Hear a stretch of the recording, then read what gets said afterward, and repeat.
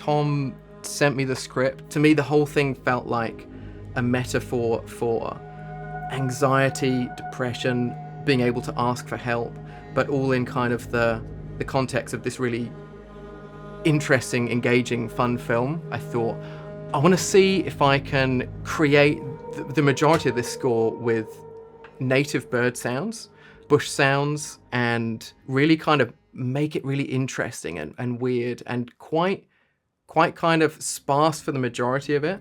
And then I had the idea that as soon as we see the bird, the score, in the same way as the story, should completely shift.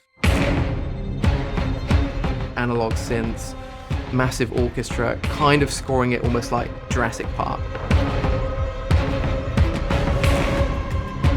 This is the very first sound I made on Loop Track. I took a male Kiwi call, which sounds like this.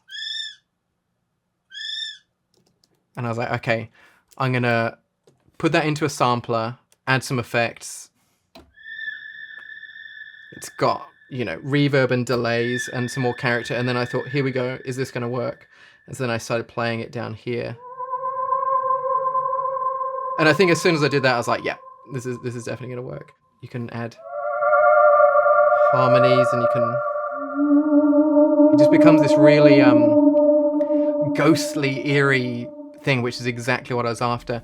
I wanted to come up with a theme for basically anytime Ian sees something in the distance and you as the audience also see it and then it disappears.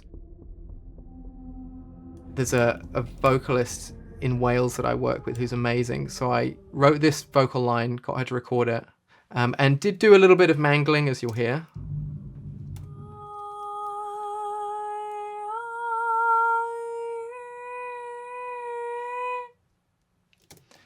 So it's already a little bit weird, but it's clearly a vocal. And I wanted it just to sound really weird and very unsettling, and actually maybe even suggest, is there something witchy happening? And so with that processing on, it becomes this.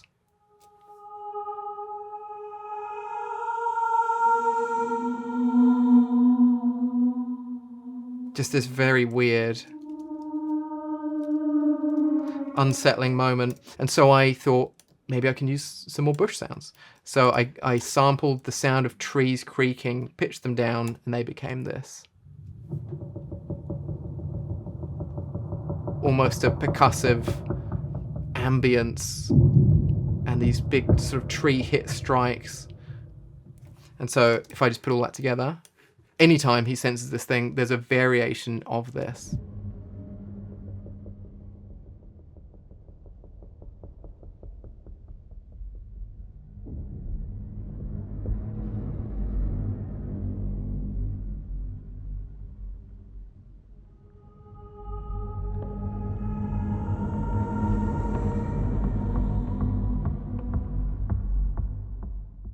Ian has been forced into the situation where he had to fight and stick up for himself, and he kills the bird.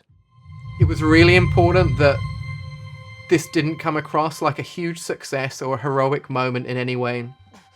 It's actually really poignant and it's sad. So this cue is called Ian's Lament, and this definitely highlights the beautiful live strings and the tangaporo. There's still some of my bird pad sounds in there, but ultimately we wanted to make sure, like, what comes across is this is, even though it's a bit of a monster, a massive monster, it's this beautiful, amazing native creature that no one knew still existed that he had to kill, and that's obviously really, really sad. Yeah, it just feels like a sort of reflection on the deeper metaphors in the film, as opposed to just, the action of the bird being killed, or is there something in the trees? There's so much more going on behind the scenes, and I think that's what this piece sort of says to me.